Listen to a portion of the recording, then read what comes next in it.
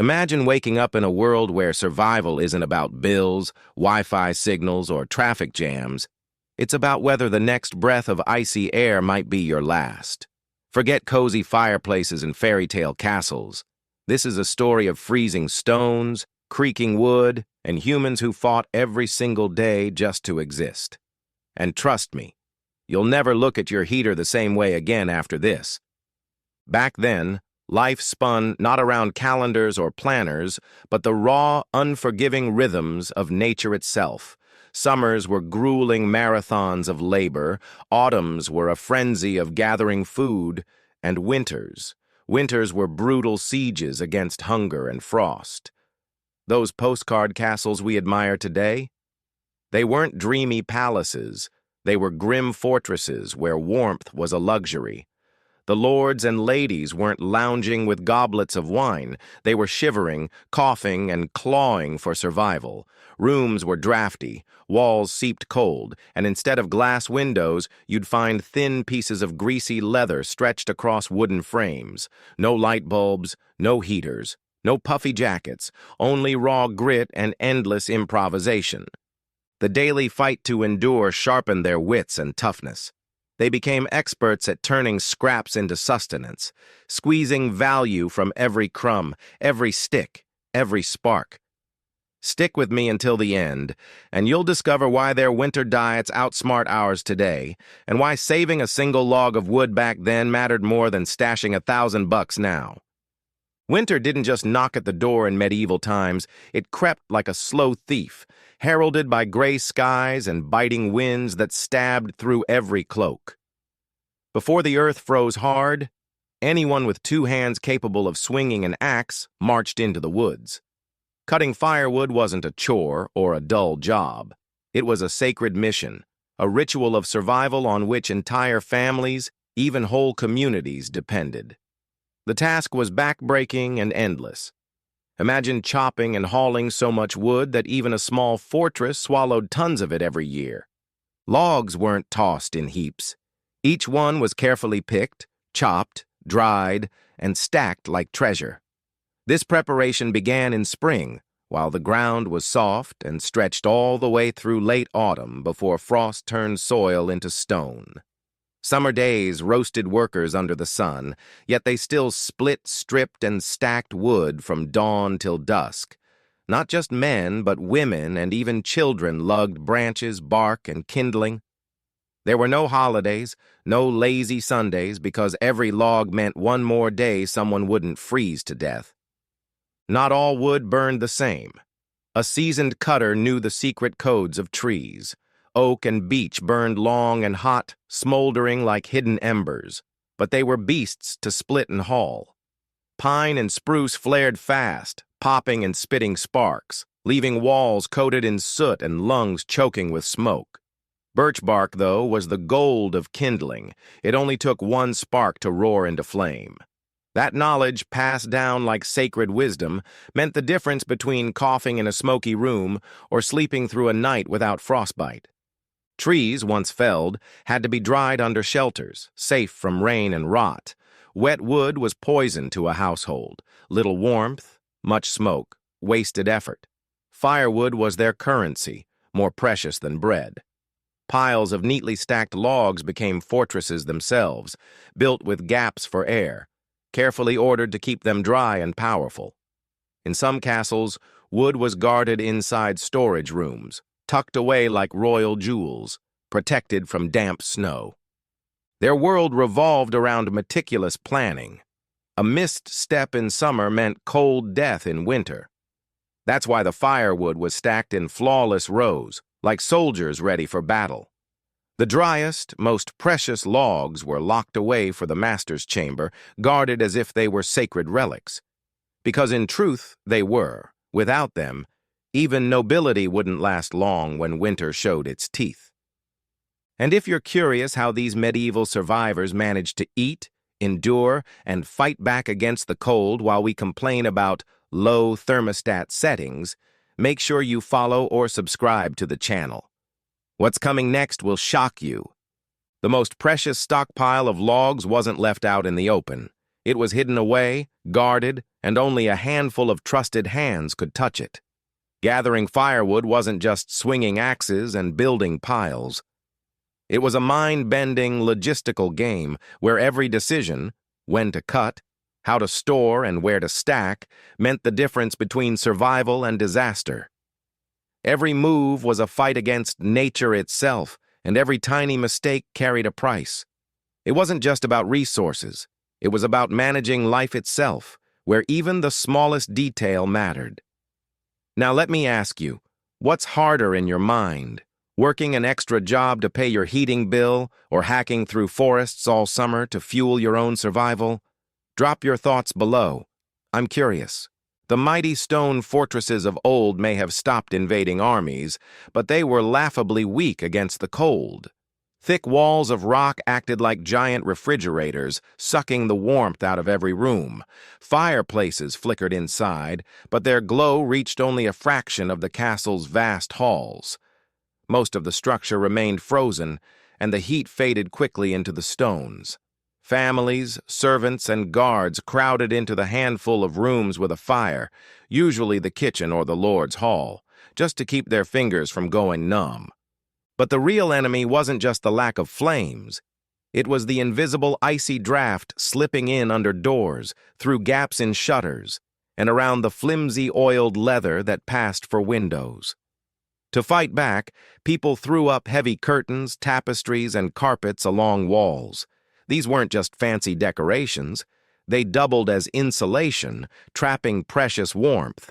The wealthier the lord, the more fabric covered the walls, creating not only splendor but also practical layers of protection against frost. Even beds were designed for war against the cold. Raised platforms kept sleepers above the icy ground air, while thick canopies of cloth formed little tents inside the rooms. These weren't for show. They were survival bubbles, holding in body heat like a personal microclimate. The lucky few could position their beds close to the hearth itself, basking in its glow. Floors were covered with straw, softening the stone and keeping bare feet from freezing. And if the straw got dirty, well, much easier to replace than scrubbing ice-cold rock. Walls, too, were sealed with clay and moss, plugging every crevice where winter tried to sneak in. Every fabric scrap, every reed of straw, every clump of moss. It all became part of one grand survival strategy. Yet sometimes, even with all these tricks, the cold cut through like knives.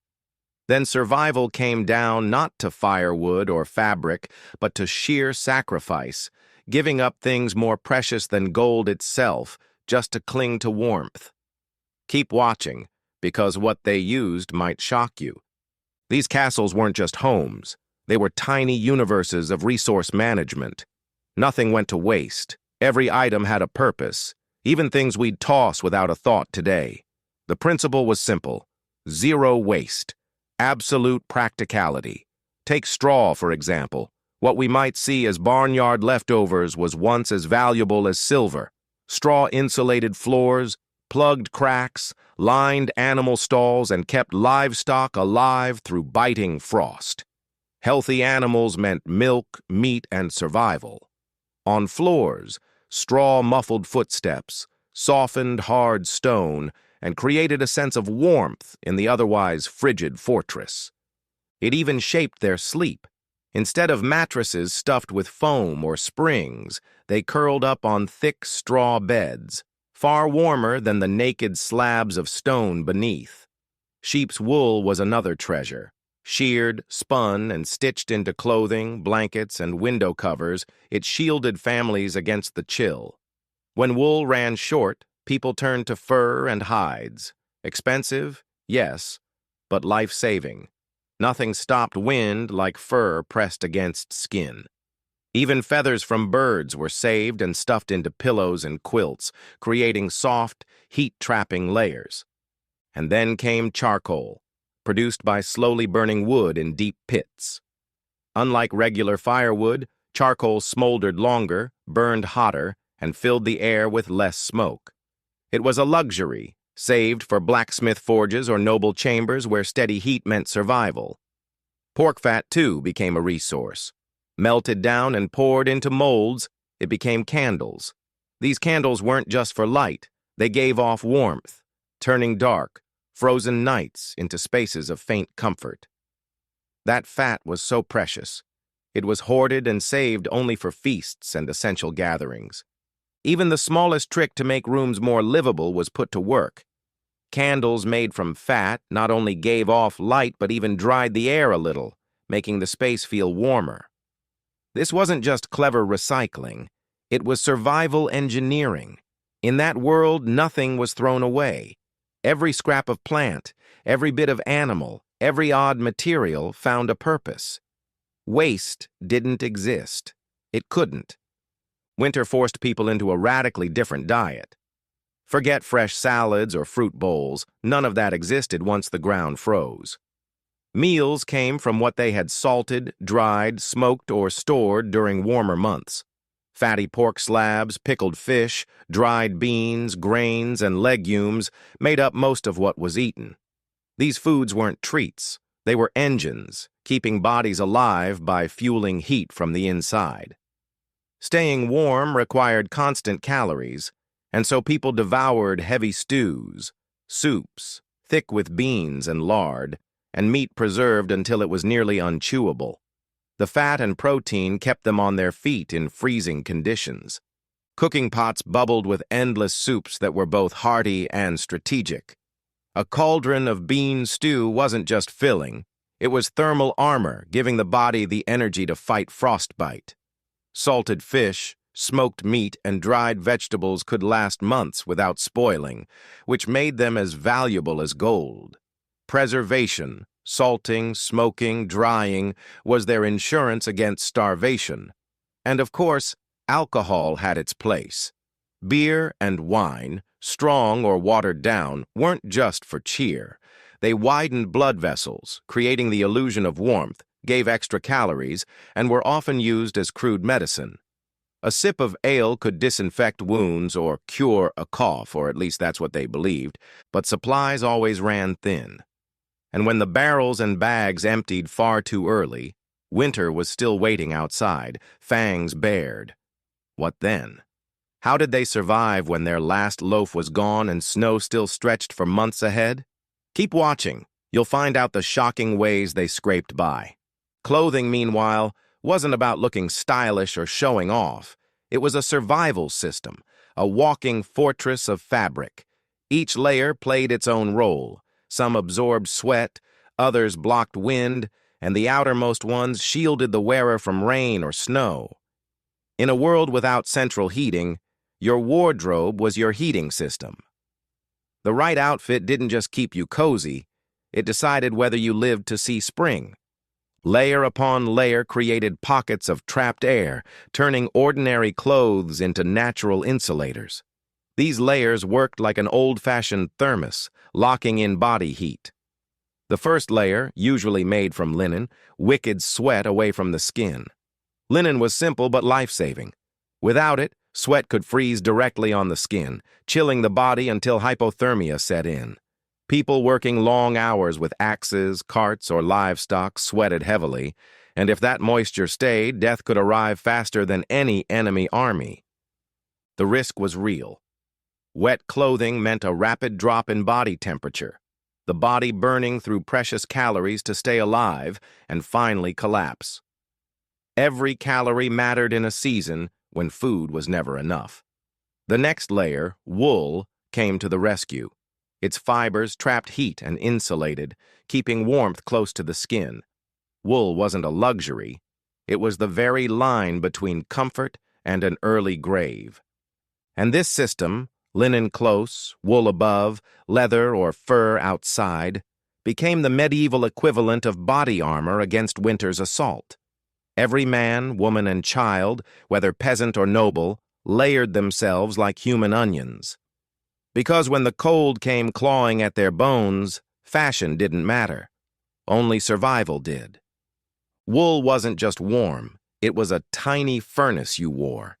Its tangled fibers trapped little pockets of air that held heat close to the skin, making it the perfect second layer whose whole job was keeping warmth in.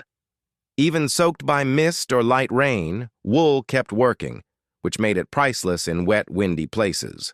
Over that went a tougher shell, heavy cloth or leather, that blocked wind and shed water so the inner layers stayed dry. Think of it as a weather shield that took the first punch from sleet and hail. And no one forgot the weak points. Thick stockings, stout gloves, and snug caps guarded toes, fingers, and ears, because frostbite doesn't negotiate. Woolen hose held heat. Leather or fur mitts kept hands from cracking and stinging, and the full kit turned a person into a walking survival suit. Awkward? Absolutely. But the extra weight was a fee you paid to keep your fingers. People waddled like padded bears, yet those clumsy layers let them outlast long, knife-edged nights. On the cruelest evenings, folks slept fully dressed, wrapped in blankets, pelts, and even piled straw beneath themselves to build a warm cocoon and steal a few safe hours from the cold. Cleanliness, by our standards, looked strange. There were no pipes humming in the walls, no taps to turn. Water had to be hauled from wells and streams, a daily chore that ate time and muscle, worst of all in winter, when everything froze solid. Mornings began with the scrape of buckets and the crack of ice. Sometimes they smashed through a frozen crust just to fill a pail, or melted snow over the hearth. Risky, fuel-hungry, and never simple. People didn't know about microbes, but they understood that filth and stink meant trouble, so they did what they could. A quick rinse of hands before eating if water allowed, a cautious wash when possible. Bathhouses, when towns or wealthy holds had them, were events. Big boilers hissing, steam rolling, gossip and songs mingling with the heat. It was cleaning, yes, but it was also community. Rest for bodies and minds during a season that tried to break both. Still, there came weeks when wells locked up and kindling ran low. No fire, little water, danger rising. How did they manage then, with thirst, ice, and fear all at once? Keep close, because the answer isn't pretty. Healing, too, was its own world. Remedies mixed garden wisdom with whispered charms, scripture beside superstition. People believed ailments could come from wicked spirits or a curse as easily as from a bad wound, so treatment addressed body and soul. Healers, half botanist, half mystic, passed down recipes and rites, drying herbs in summer to line their winter shelves. Chamomile soothed swelling saint. John's wart-closed cuts, plantain, and coltsfoot were pressed and brewed in careful ways. Salves of animal fat and wax-sealed skin against the cracking air, forming a barrier that kept fingers from splitting open in the wind. If sickness turned grave, the ill were set apart, not from lab theory, but from hard lessons learned. Plague and pox could empty a village. Isolation, the bluntest tool, was often the only one that worked. When nights stretched long and the sun seemed to forget them, people gathered indoors to stay warm and sane. Short days, huge darkness, so they filled the hours with crafts and company. Families and neighbors stitched, carved, mended, and wove, turning quiet labor into shared time. Stories carried heroes and monsters across the room, songs lifted heavy spirits, simple games brightened the hush between chores. Tales weren't just fun. They taught, warned, and stitched memory into the young. Music and dancing, grand in the halls of lords and simple in village rooms, pulled folks together. Lutes and flutes in stone chambers, hand drums and humming by peat fires. Children made toys from scraps, rag dolls, wooden horses, twig soldiers, learning skill along with play. Grown-ups shaped baskets, fixed tools, spun yarn, and sewed warm clothes, stocking the future with every careful stitch. Animals were not pets. They were survival partners. Cows, pigs, chickens, sheep, each was a living store of food, warmth, and labor. Barns stood close to homes, or even shared walls, so the beasts' body heat bled into living spaces, trimming the bite of winter air and saving precious fuel. Milk became butter and cheese that kept far longer than fresh cream. Eggs and meat fed strength back into tired limbs. Wool turned into blankets and coats that met the weather head-on. All of it depended on hay cut in summer. Long, hot days, swinging scythes, raking, stacking, sweat spent in July to buy life in January. Haymaking wasn't a hobby, it was the spine of winter, and it took everyone to lift it. And that was the truth of their world. One person alone couldn't outrun storm, hunger, or wolves. Survival was a team sport. Villages moved as one, hauling logs before frost, bringing in grain before rain, sharing heat and bread when someone stumbled. If a family fell on hard days, neighbors didn't debate. They showed up with stew, a blanket, and 2 more hands. It wasn't charity, it was a pact. Today it's you, tomorrow it might be me. Beds pushed together for warmth, chores divided by strength and age. Men felling trees, women and children carrying branches, elders sorting and stacking so nothing was wasted. The structure of life itself was woven from mutual duty. Each person's role shored up everyone else's chance at spring. So life behind those stone walls wasn't romantic. It was relentless. And yet the people inside were tough, inventive, stubbornly hopeful. They squeezed plenty from scarcity, stretched every resource to its last breath, and held each other up when the world pressed down. Their days were sharp with danger, but soft with small joys. A roaring pot, a warm hand, a shared song. No miracles waited for them. They planned, worked, and learned until their plans looked like miracles. That is how they endured what would flatten most of us in a week. What part of this era grabs you most? The food, the clothes, the cures, or the way neighbors became family? Tell me what time or people you want next, and don't forget to follow or subscribe the channel so you won't miss the next story.